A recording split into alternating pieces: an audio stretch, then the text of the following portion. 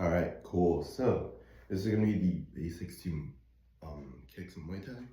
I'm gonna be mainly going over roundhouses, its varying levels, and then teeps. Those are gonna be your main kicks you guys are gonna use in Muay Thai. Yeah. If I remember to do this, and I'm not lazy, I also put timestamps on the video so you guys can know each section. So really briefly, we always want to start in our fight stance, right? So I want to be kind of have my legs spread out, not too much. You can really think about this as having my legs be hip length apart, and then having it kind of be spread out like this. So I'm just thinking about drawing a little rectangle with my foot, and each of my foot should be in one of the two corners of a rectangle that kind of opposes each other. All right, so the first kick we're gonna do is probably the easiest to pull off. It's gonna be the teep.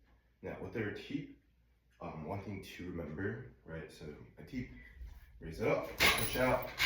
Really good for knocking people back. In terms of damage-wise, it's not the best. You're not really gonna use it to land super hard hits on your opponent. It's mainly just to keep them away from you. With that being said, if you're super close to your opponent, so you're doing hooks, elbows, uppercuts, so really close range attacks, you're not going to be able to use your teep. You're too close to actually push your leg out. So in this situation, you can do one of two things: either throw kind of a cross to get farther distance, right? So when I throw my cross or my jab, I'm going to take a step back as I throw, so I'm farther away from the bag. Or what I can do, even easier, just take a step back. Most of the time when I do kind of just take a step back, it's gonna be, see if I can do that. Okay, yeah. So when I take a step back, right, it's gonna be finish the combo. I don't really like to just blindly take a step back from my teep. I always like to kind of, end it with some sort of attack to help mask this. That way my opponent doesn't really have the best idea of what I'm trying to do, right? From here, I can do a lot more stuff, maybe throw some jabs, move around a bit, but from here, so about cross distance or jab distance, and you can go a bit farther as well if you want.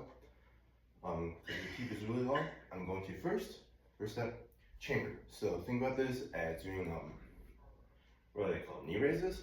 So it's kind of like a warm up, right? You do knee raises. Basically the same thing, chamber on my thigh to be about 90 degrees from the floor, and then my shin and my lower leg wants to be bent 90 degrees, like this. And I would practice just holding this right here for a while, maybe hold for about 5-10 seconds. So what I would recommend doing, so hold, 1, 2, 3, 4, 5, and explode with a teep. Next, so after I hold my chamber, my teep has, I would recommend 2 steps. First step is just pushing your leg out. So I'm here, I'm just gonna lift it up and push it forward. Now, to get more power, we're gonna use the second step, which is to lean back a bit and kind of thrust my hips forward. So all together it's gonna look like this: chamber, push out, thrust my hips forward. I'm gonna do it one more time, a bit faster, kind of normal speed now. So up, chamber, push out, and back. Now, with the teep, some people like to keep their hands up, some people like to drop the same side hand. You can do whatever you want for this one. I would say it depends, right? If your opponent likes to strike a lot, I would say maybe keep your hands up. If they're more kind of like wary of you, might be able to drop it. I would still say try to keep your hands up most of the time. So up, chamber, keep out. And when I'm keeping, I want to try to hit with kind of the balls of my foot. So if I tiptoe, that's about the area where I want to hit it, right? When I throw my teep. So at the tiptoe, I'm not really hitting it with like my whole foot. It's mainly like the front sections of my foot. Gives you more power, right? So less surface area with the same amount of force is going to be a lot more painful, and also just helps with more range of mass. With the teep, your lead and rear teep are basically the same. You're gonna start off by just chambering and pushing out.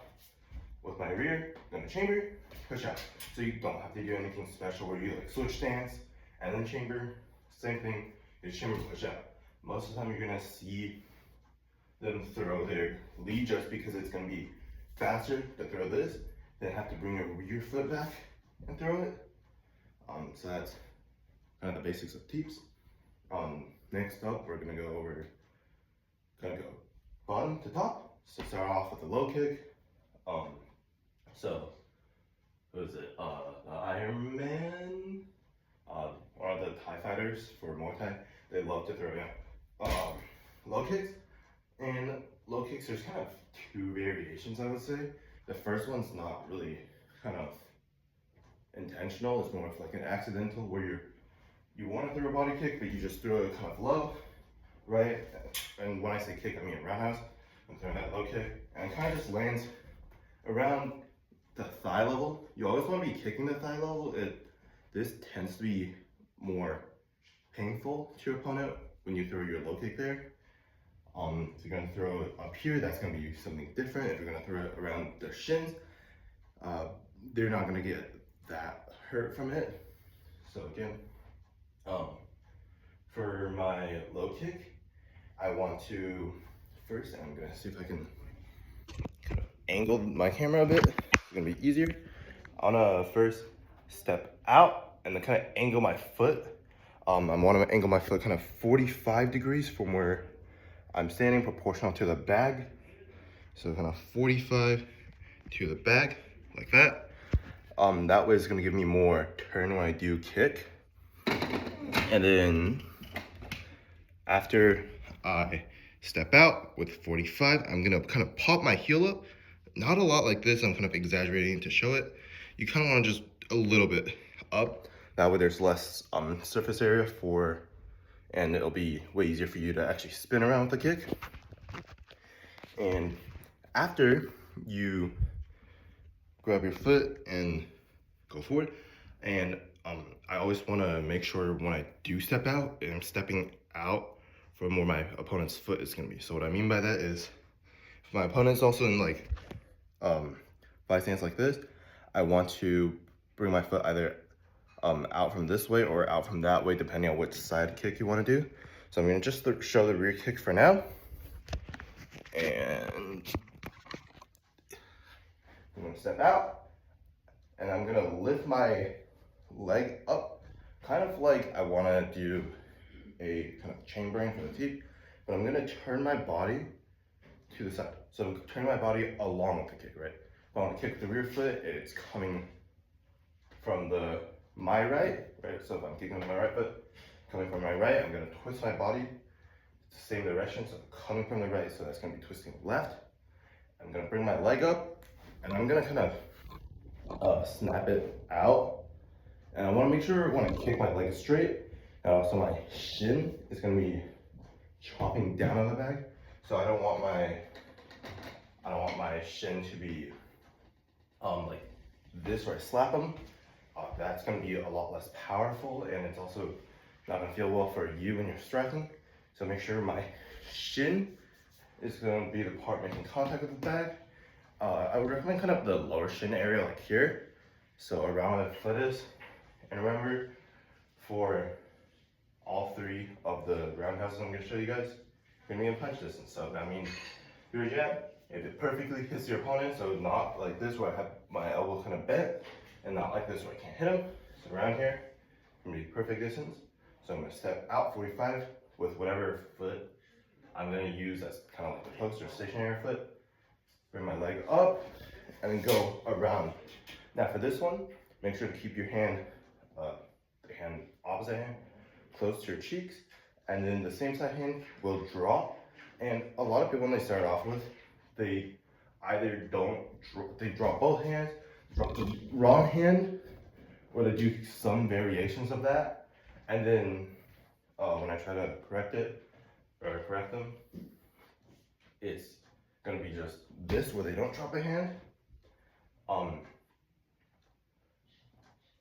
I would recommend just dropping the same side hand, so same side hand as my kick, drop that all the way back. And a lot of people, they kind of like, when they start off, they kind of drop it halfway. I want you to swing your hand back as far as you can behind your bottom leg kick. That way it's gonna be a lot more powerful, and also it's gonna help you balance, right? So think about it like this, right?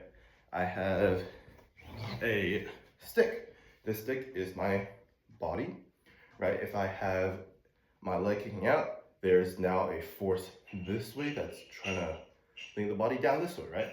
So in order to correct it, I want another force going the opposite way to kind of balance the pull. So my whole body is going to be the pull.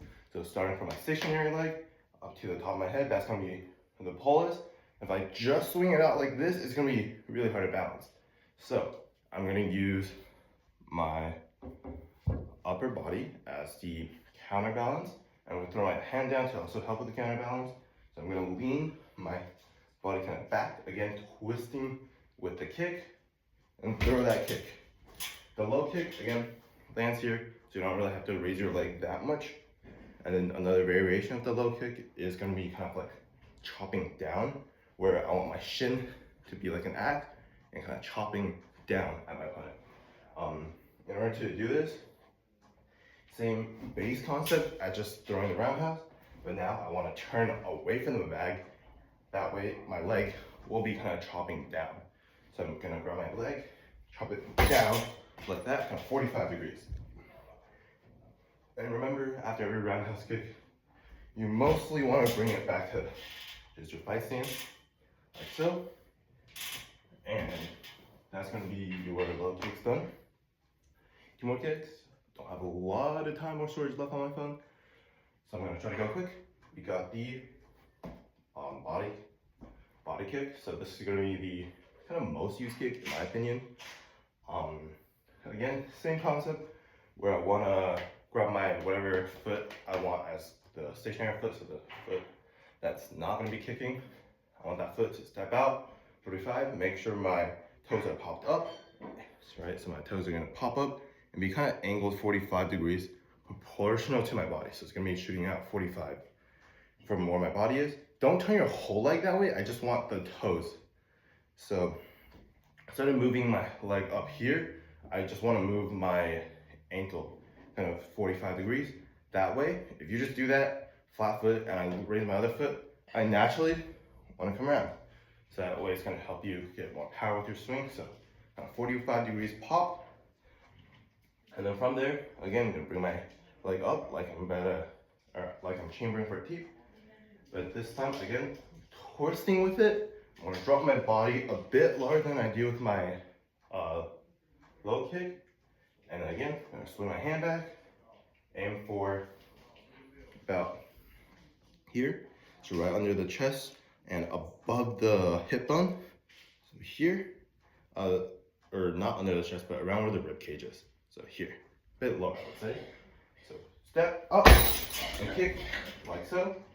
Again, keep your other hand up, kick, down.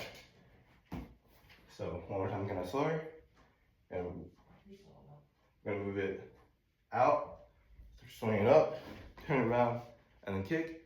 Doing this kind of slowly, but you want to make sure my leg is completely straight. Again, hitting with this part, my shin. And this is gonna be kind of like the technique is gonna be generally the same. I'm just popping it up, swinging it around, hitting the back. With a high kick, it's going to be really dependent on how well you can stretch both your legs. So with a high kick, right, it's going to be trying to aim for the body or the head. So about here for me, I want to, same concept, but this time I'm going to drop my body really far back, and then kind of like I'm doing the splits with both my legs. So if you throw it here like that, this really just depends on how well you can stretch both your legs out and still keep your balance. So you really need to make sure my upper balance is leaning back, so I can use it as a counterbalance. So, all right, so that's gonna be the head, body, low kick, kind of just the basics of it. Yeah, and if you guys want me to go go in more detail about any of the specific kicks, feel free to tell me that. So yeah, that being said, those are kind of the basics of kicks. And yeah, hope you guys learned something from it.